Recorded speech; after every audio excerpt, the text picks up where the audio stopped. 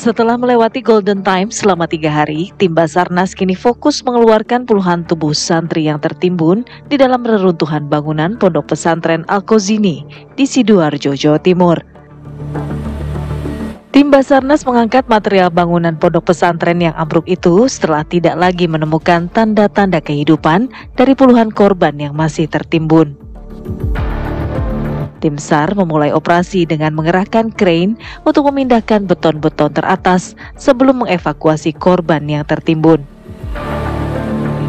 Eskavator, breaker juga didatangkan untuk menghancurkan beton-beton besar agar mudah dipindahkan dari lokasi. Satu demi satu korban para santri kembali ditemukan dalam kondisi selamat maupun meninggal dunia.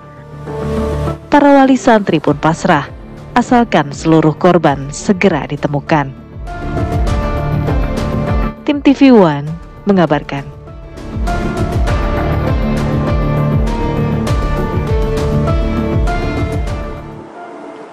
Ya, miris ya Andi Kumala ya, walaupun mungkin beberapa pihak sudah menilai proses evakuasi ini sudah melewati masa golden time, kemungkinan para korban masih hidup. Tentunya kita juga masih berharap bagaimana kemudian mukjizat juga masih bisa terjadi di sana. Evakuasi menggunakan alat berat masih bisa menemukan korban-korban yang mungkin masih bisa selamat. Iya, ini menyisakan duka mendalam. Betul. Dan kita terus memantau bagaimana proses evakuasinya di lapangan. Ya. Dan namun kita juga ingin membahas dari sisi medis forensik ya, karena setiap korban baik itu yang selamat maupun yang meninggal dunia tentu tubuhnya menyimpan cerita. Betul. Sudah ada narasumber kita di studio, ada Dr. Sofiana, dokter forensik. Selamat pagi, assalamualaikum dok. Selamat pagi Mbak Mala, selamat pagi Mas. Sebelum kita ke dokter, kita akan mendengar dulu bagaimana update terkini di TKP. Sudah ada rekan kami Yasin Idris di Ponpes Al-Kozini Sidoarjo. Selamat pagi Yasin, informasinya evakuasi terus dilakukan selama 24 jam dengan sistem shift tiap 2 jam. Apakah saat ini masih terus berlangsung Yasin? Ya, benar sekali. Selama 24 jam masih terus dilakukan dengan shift pergantian selama 2 jam tadi untuk menjaga tentunya stabilitas emosi dan juga fisik dari tim SAR dan juga tim pembersihan di lokasi evakuasi.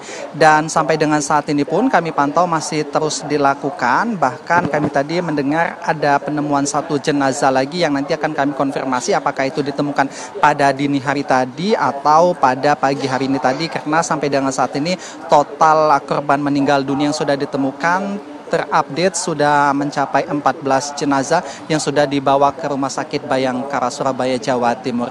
Nah, saya saat ini mengabarkan langsung dari posko di tempat wali santri menanti juga memantau tentunya dengan berbagai doa yang mereka panjatkan supaya anak keluarga yang masih hilang ini dapat segera bertemu. Saya juga akan mengajak Anda untuk berbincang pemirsa untuk mendengarkan bagaimana sih suara hati dari wali santri di hari ke-6 proses evakuasi, di mana kurang lebih masih sekitar 50-an yang dinyatakan hilang. Dan saat ini sudah bersama dengan saya salah satu wali santri yang saya juga mendengar beliau juga datang dari luar kota. Ibu, assalamualaikum. Waalaikumsalam. Ibu dengan ibu siapa bu? Ibu Nasia. Ibu Nasia, kami dari TV One sebelumnya ikut bersedih juga bu ya atas musibah yang menimpa ibu dan keluarga.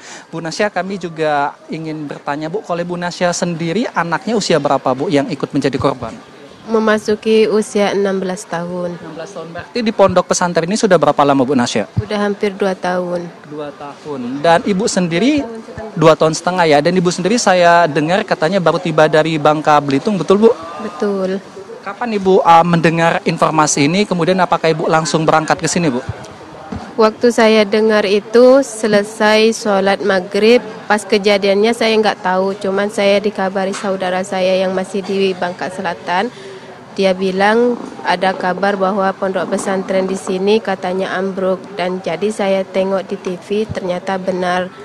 Saat saya mendengar tidak langsung pulang ke Madura, tapi saya masih menunggu semalaman untuk mendapatkan kabarnya. Masih belum ada kabar. Dan sampai saat ini masih belum ada kabarnya. Kalau adik sendiri namanya siapa Bu? Muhammad Nasihuddin. Nasihuddin, berarti kelas 2 SMP Bu ya? Iya, kelas 2 SMP. Panggilannya siapa adik Bu? Nasi. Nasi. Berarti Bu sendiri, Bu Nasya, terakhir kali komunikasi sama adik Nasi kapan, Bu? 10 hari sebelum kejadian. Lewat telepon? Lewat telepon. Apa biasanya Ibu saling bercerita tentang apa biasanya Bu yang disampaikan adik Nasi kepada Ibu? Dia bilang jangan terlalu memikirkan dia karena dia udah sangat betah di pondok pesantren. Dia cuma pengen jadi orang yang lebih baik sebelum dia masuk ke pesantren ini. Cuma itu yang dia sampaikan. Dia cuma bilang nanti waktu tanggal 1 saya akan nelpon ibu lagi dan minta saya untuk mengirimkan uang jajannya di sini. Ternyata pas tanggal 1-nya ada musibah di sini. Masya Allah, berarti adik hatinya mulia banget Bu ya. Tidak ingin membebani ibu dan keluarga gitu ya, jangan tidak memikirkan. Dan ya tadi pemirsa, nasnya dengan bencana ini tanggal 1 yang diharapkan adik Nasi untuk bisa ditelepon oleh ibunya, ternyata terjadi peristiwa ini. Kemudian ibu sendiri melihat, memantau proses evakuasi. Bu, apakah ibu sedikit mengobati kesedihan ini, Bu? Udah pasrah, udah nggak mikir yang macam-macam lagi. Cuman segera ketemu sama jenazah anak saya, jadi bisa segera dibawa pulang. Rencananya Bu, kalau misalnya nanti sudah teridentifikasi, kemudian mau dibawa ke Bangka Belitung apa Madura, Bu? Masih butuh kompromi sama saudara yang di sini sama yang di sana juga. Mungkin tepatnya ke Madura saja ya, karena kalau ke Bangka terlalu jauh gitu kan. Jadi di sini aja, di Madura. Ibu Nasya atau kakaknya Ibu sendiri selama menunggu di sini sudah sempat mendapatkan pernyataan belum, Bu? Mungkin dari pihak pondok pesantren atau bagaimana prosesnya pada saat evakuasi, pada saat sholat asyar itu udah ada pandangan belum, Bu? Belum. Saya sempat tanya sama gurunya juga, masih belum ada titik terang tentang anak saya. Jadi masih menunggu di sini. Baik. Ibu, ini kan proses evakuasi memang beberapa wali santri menuntut dipercepat karena sudah memasuki hari ke-6 supaya nanti apabila ditemukan meskipun dalam keadaan meninggal dunia masih bisa dalam keadaan utuh dan baik gitu. Nah, Ibu sendiri melihatnya di hari ke-6 ini bagaimana, mungkin harapannya dengan tim SAR gabungan seperti apa, Bu Nasya? Ya, harapan saya semoga cepat-cepat ditemukan, terutama untuk anak saya dan juga para santri yang masih terjebak di dalam sana. Karena kami kan udah terlalu lama juga di sini, jadi mikirin kondisi kami yang di sini mungkin udah gimana gitu kan. Jadi harapan kami untuk tim SAR-nya semoga ada jalan yang dipermudahkan gitu kan. Jadi bisa segera ditemukan, dalam pencariannya itu juga cepat gitu. Ibu Nasya, tentu kami dari pemirsa TV One ikut mendoakan Bu ya, kalaupun misal nanti ada kebesaran Allah gitu ya, semoga bisa ditemukan dalam keadaan selamat Bu ya. Kalaupun nanti sudah tadi Bu sampaikan menerima takdir jika ditemukan dalam keadaan meninggal dunia, insya Allah adik Nasi dalam jalan jihad di sisi Allah gitu Bu ya. Meninggalnya pun pada saat usai sholat asyar gitu. Ibu yang kuat Bu ya. Kami ikut mendoakan juga untuk Ibu dan juga keluarga yang sudah datang jauh-jauh tentunya untuk memantau langsung proses evakuasi yang ada di sini pemirsa. Ibu, terima kasih banyak Bu ya. Nah pemirsa, saya akan mengajak Anda untuk melihat perkembangan di posko ini sendiri. Saat ini juga masih dilakukan proses pemantauan yang dilakukan oleh wali santri. Nah saat ini ternyata lagi ada penjelasan yang diberikan oleh Kepala SAR Surabaya, itu Pak Nanang Sigit, kepada wali santri yang memang di depan televisi ukuran besar ini tidak pernah kosong dari pantauan mata para wali santri yang selalu memantau selama 24 jam secara bergantian, mulai dari orang tuanya, kemudian omnya, adiknya, kakaknya, untuk terus memantau sehingga pada saat ada penemuan jenazah, harapan mereka sangat besar sekali bahwa yang ditemukan itu adalah keluarga mereka. Nah ini kalau kita lihat ada sedikit dialog ya kalau kita pantau di sini antara keluarga wali santri dengan Pak Nanang Sigit yang mencoba menjelaskan proses evakuasi yang dilakukan di sana. Nah pemirsa, di sini jadi wali santri ini bisa memantau langsung selama 24 jam. Coba sekarang kita juga sedikit berbincang lagi dengan beberapa wali santri yang ada di sini. Tadi saya juga sempat memantau sejak pagi sekitar pukul 6 sampai dengan saat ini ada salah satu ibu juga yang masih duduk di sini. Ibu, izin nanya dikit Bu ya. Ibu dengan Ibu siapa Bu? Ibu Fatimah. Ibu Fatimah. Tadi saya memantau Ibu, saya dari jam 5:30 di sini, Bu Fatimah duduk di sini sampai sekarang bertahan, Ibu. Ibu jadi menyaksikan layar di depan, Bu. Apa harapan Ibu dari pagi tadi sampai dengan saat ini sudah 2 jam? Mresani putune kersane ndang ketemu. Nek sampun ketemu niku ayem, Pak. Oke, jadi berarti putunya Ibu, cucunya Ibu ya. Harapannya supaya semoga ketemu. Usianya berapa cucunya Ibu? 18 pun. Nggih. Kalau Ibu sendiri terakhir komunikasi dengan cucu Ibu sejak kapan? Ya kalau pulang ke desa. Oke, Ibu tantenya juga, keluarga juga. Pulang ke desa berapa lama yang lalu, Bu? Ibu siapa, Bu? Ibu Supia. Ibu Supia. Iya, kalau pulang ke desa ketemu kan 1 kali itu apa jenenge? Apa? Sebulan sekali. Ya enggak sebulan, 3 bulan. Kalau ada dari sekolahan ke desa gitu. Tadi ya lama nggak ketemu, ini sudah lama nggak ketemu anaknya ini. Nah, terus jadi ada kejadian ini. Saya di sini di Sidoarjo sini. Jadi Bu yang memantau karena lokasi lebih dekat juga ya Bu ya. Oke. Jadi selama sekitar 6 hari ini memantau di layar, gimana Bu harapan besarnya Bu? Supaya yang ketemu, yang itu loh. Supaya yang lekas ketemu gitu loh Mas, biar orang tua ini lekas ya Allah gitu loh, Nanti ayam gitu loh. Udah ketemu, udah ditemokne ayem. Nggih. Terima kasih banyak Ibu. Pemirsa, meskipun lebih dari 2 jam saya melihat neneknya dari salah satu santri yang hilang, tapi senyuman tetap ada ya. Tentu harapan besar neneknya pada saat menyaksikan proses evakuasi di layar lebih dari 2 jam, dia tetap berharap dengan ketemunya cucunya bisa membuat hatinya lebih legowo dan juga lebih adem. Sementara itu dulu, malah Philip. Baik, terima kasih Yasin untuk laporannya. Tentunya kita juga miris dan juga ikut berdoa bagaimana melihat para wali santri yang sudah henti-hentinya memantau informasi di sana, juga memanjatkan doa agar mereka yang masih hilang ini bisa ditemukan baik dalam kondisi hidup maupun meninggal dunia begitu ya. Tapi kalau berbicara mati ataupun meninggal dunia ataupun masih hidup juga pastinya Dr. Sofi punya catatan tersendiri bagaimana kemudian melihat hasil dari reruntuhan kemudian sudah melewati masa golden time. Apakah masih ada kemungkinan mereka yang masih dinyatakan hilang ini untuk masih bisa hidup walaupun kecil begitu, Dok?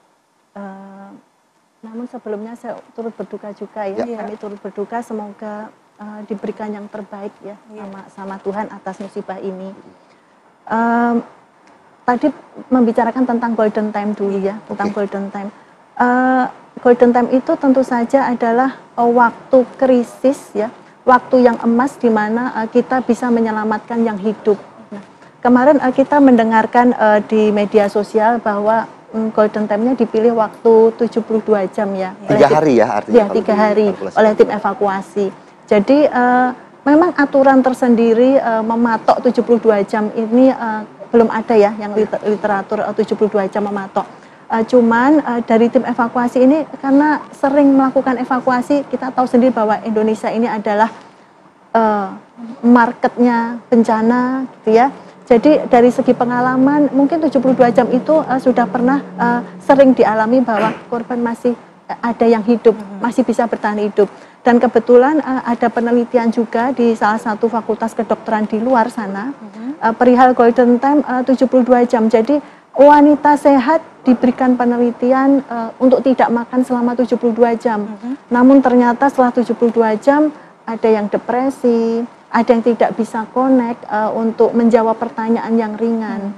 Jadi dengan seperti itu kalau diteruskan tentu saja akan menimbulkan bahaya. Sehingga maka tim evakuasi bilang sudah selesai 72 jam, segera dilakukan evakuasi untuk korban selanjutnya. Karena kalau dimulai dari awal kita bisa melihat bahwa reruntuhan yang besar ya. Maksudnya kita hanya melihat dari TV gedung dengan lantai 3 ya, tingkat 3. Apabila diberikan penanganan misalkan, jangan sampai runtuhan tersebut justru memperberat yang hidup, sehingga diberi waktu 72 jam. Nah, Terus akhirnya setelah 72 jam bagaimana? Tentu saja melihat dari penelitian tersebut setelah 72 jam mengalami yang lebih buruk. Nah, itu tugas kami dari tim kedokteran forensik dan medikolegal, kami mengembalikan almarhum. Jadi kalau dari sisi dokter, kode etik kedokteran bahwa kami harus menghormati manusia itu dari pada saat dia lahir sampai dengan mati. Kami hormati. Kalau lahir dia ada identitasnya, maka mati pun dia juga harus ada identitasnya. Jadi tugas kami, dokter forensik dan medikolegal di kasus ini, kami berada di posisi postmortem. Kami akan mengembalikan kepada keluarganya sehingga ada identitasnya. Dan untuk bagi keluarga yang ditinggalkan ada kepastian. Baik. Oh, ini keluargaku sudah ada ditemukan di sana gitu ya. Nah, itu saja, Mbak. Baik, Dok, kita juga ingin tahu secara alamiah seberapa lama sih tubuh manusia bisa bertahan di bawah reruntuhan tanpa makanan dan minuman. Nanti kita lanjutkan, Dok, tapi kita jeda terlebih dahulu. Tetaplah di Apa Kabar Indonesia Pagi, pemirsa. Kita lanjutkan dialog di Apa Kabar Indonesia Pagi. Ya. Dok, tadi melanjutkan pertanyaan yang kita gantung tadi. Seberapa lama sih sebenarnya tubuh manusia itu secara alami bisa bertahan di bawah reruntuhan seperti ini tanpa makanan, tanpa minuman? Jadi untuk melihat tergantung berapa lama kita bertahan, misalkan dari oksigen saja. Pada saat itu runtuhan terjadi, misalkan tubuh orang itu terhimpit oleh bangunan-bangunan. Sehingga di situasi tersebut tentu saja oksigen berkurang. Kalau dari penelitian dikatakan bahwa otak ini kurang oksigen akan mati dalam waktu 4-5 menit. Tidak usah begitu. Hanya 5 menit ya, Dok, ya? 4-5 menit saja sudah mati. Tidak usah pakai reruntuhan. Kita tidak bernafas selama 4-5 menit sudah akan mati. Apalagi dengan kondisi reruntuhan seperti ini. Tentu saja akan tergantung dalam artian dalam kondisi ruangan yang luas dengan kondisi manusia yang ada di situ sedikit, tentu saja harapan untuk hidup lebih besar dong daripada ruangannya sempit dengan kondisi orang yang banyak, gitu ya. Karena mereka membutuhkan oksigen. Terus bisa jadi akibat reruntuhan, jadi bukan harus reruntuhan kemudian menimbulkan kematian, ada prosesnya. Siapa tahu reruntuhan tersebut menimbulkan luka pada tubuh yang resiko perdarahannya besar. Jadi misalkan reruntuhan mengenai pembuluh darah besar yang ada di tubuhnya, atau mungkin mengenai tengkoraknya, atau mengenai paha yang ada pembuluh besar di situ. Maka dengan ada perdarahan kurang lebih 1.500 cc, cepat sekali akan menimbulkan kematian. Tapi kalau dari kasus seperti ini, Dok, apakah Dr. Sofi sendiri pernah melihat bagaimana kemudian kemungkinan itu untuk hidup masih bisa muncul? Biasanya dari sisi seperti apa? Jadi kemungkinan hidup, kita tadi lihat ya, kembali lagi ke golden period. Jadi tim evakuasi itu mungkin ya, karena memang tidak ada di literatur yang memastikan harus 72 jam, itu bisa jadi berdasarkan pengalaman. Karena kan ya tahu sendiri ya bahwa Indonesia adalah gudangnya supermarketnya bencana. Sehingga dari pengalaman ternyata diketahui 72 jam masih bisa hidup loh tanpa pasokan apapun. Dan ternyata di penelitian yang sudah saya sebutkan bahwa penelitian sebelumnya dikatakan di luar sana di Fakultas Kedokteran dari 15 wanita yang sehat secara fisik, secara psikis, dia tidak diberi makan selama 72 jam. Akhirnya dia mengalami depresi, dia mengalami tidak connect dengan pertanyaan yang mudah. Jadi sehingga kalau dilanjutkan tentu saja akan resiko kematian lebih besar. Halusinasi juga seperti itu ya, Dok? Karena kan banyak santri yang selamat menceritakan mereka berhalusinasi. Sampai halusinasi. Dari penelitian tersebut berarti sesuai kan ya. Baik, Dok, kalau misalnya faktornya apa sih yang paling berpengaruh menjadi penyebab mati pada saat ada peristiwa seperti ini, terjepit dalam reruntuhan? Apakah kehabisan oksigen atau luka yang ditimbulkan dari reruntuhan itu? Ya. Sebenarnya inilah kehadiran ilmu kedokteran forensik dan medikolegal ya.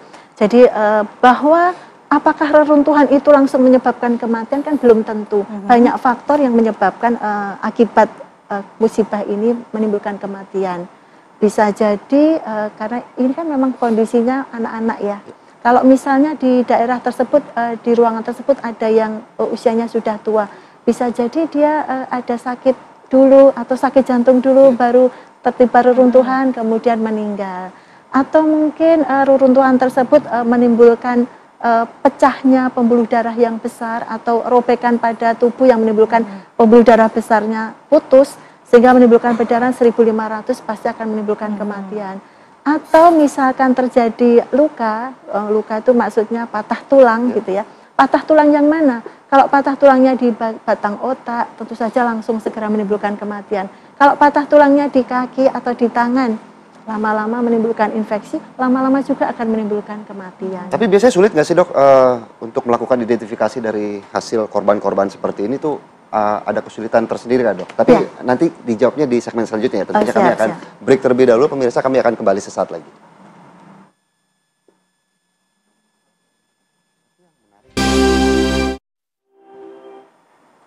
Masih di Apa Kabar Indonesia Pagi, dan sebelum kita lanjutkan dialog dengan Dr. Sofi, kita akan memantau dulu bagaimana perkembangan di Rumah Sakit Bayangkara Jawa Timur. Apakah sudah ada jenazah yang kembali dilakukan identifikasi di sana? Selamat pagi, Faisal Rinaldi.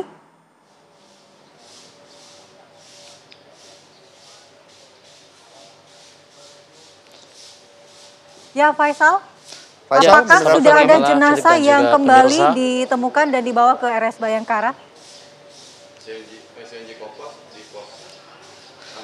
Ya baik, Mala, untuk saat ini ada beberapa jenazah yang memang sudah dibawa ke Rumah Sakit Bayangkara Polda Jawa Timur Surabaya.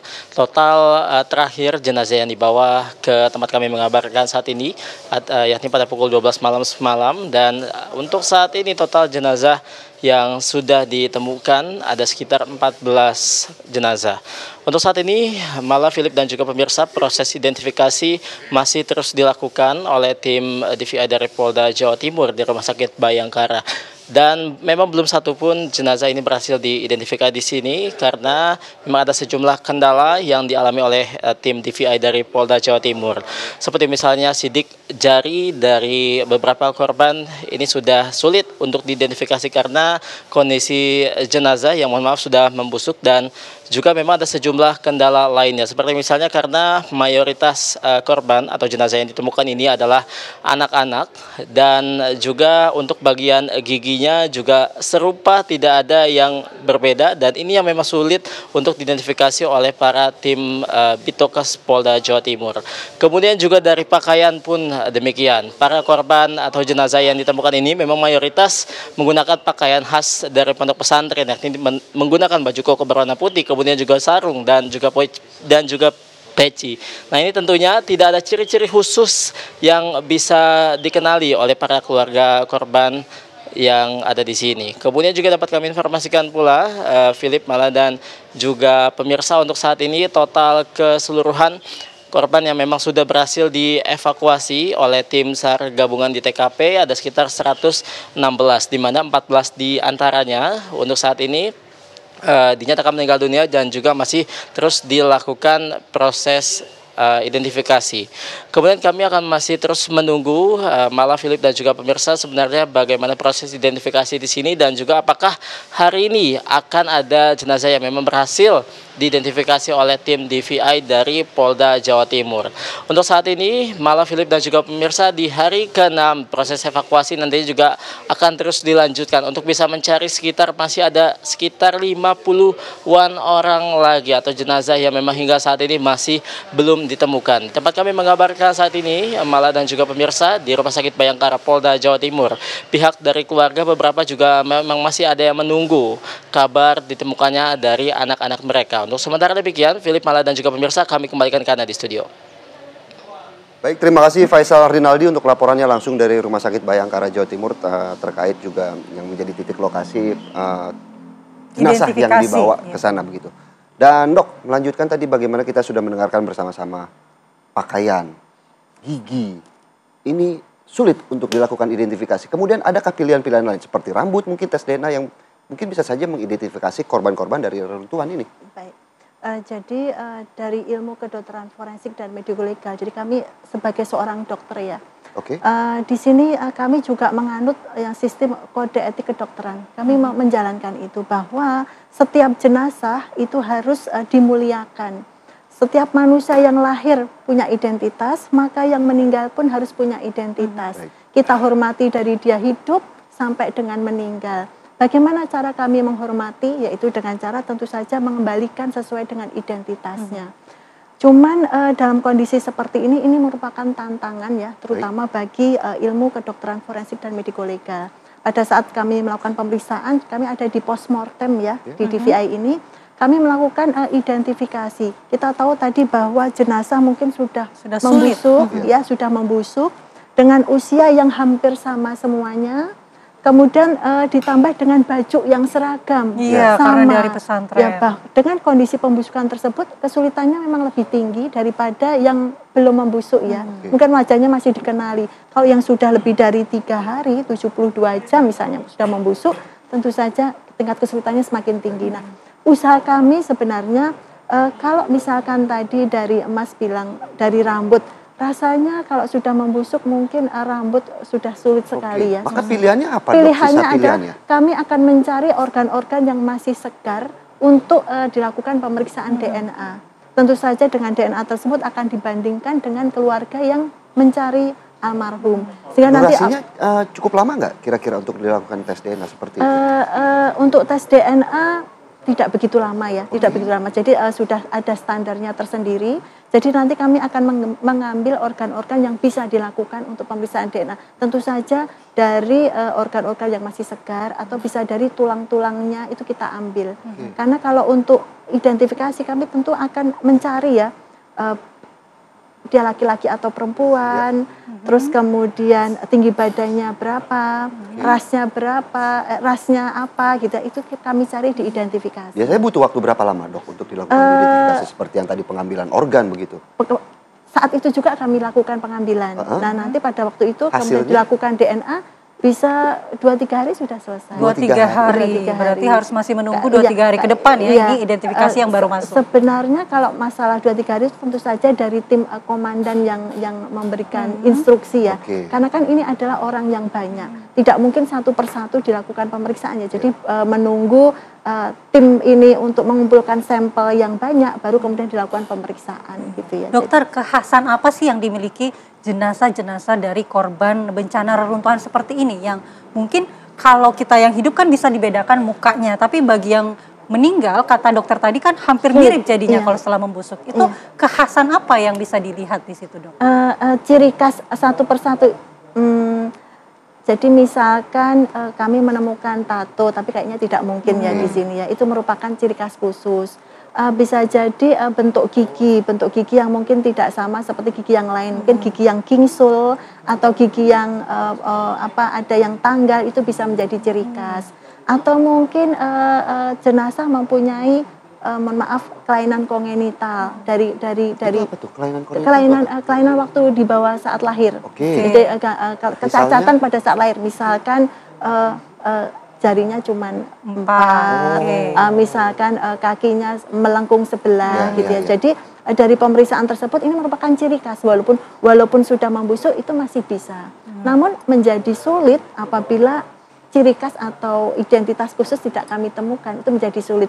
Menjadi mudah kalau tadi ya seperti pemeriksaan DNA, terus kemudian pemeriksaan sidik jari atau pemeriksaan gigi itu bisa membantu kami dalam mengidentifikasi jenazah. Iya, dok, ini kan tadi kita dengar juga para wali santri ini sudah pasrah karena melewati golden time. Mereka berharap jenazahnya ditemukan dan bisa segera diidentifikasi. Harapan apa yang bisa diberikan kepada keluarga di hari-hari evakuasi ini, dok?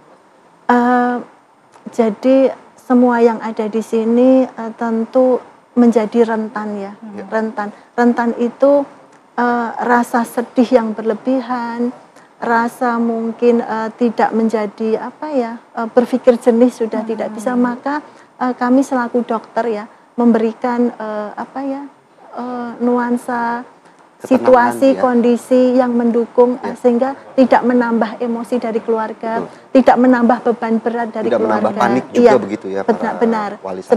Sebagai seorang dokter tentu saja kami memikirkan bukan hanya segi fisik ya, psikis dari keluarga yang hadir di sini mungkin turut didukung oleh negara gitu ya.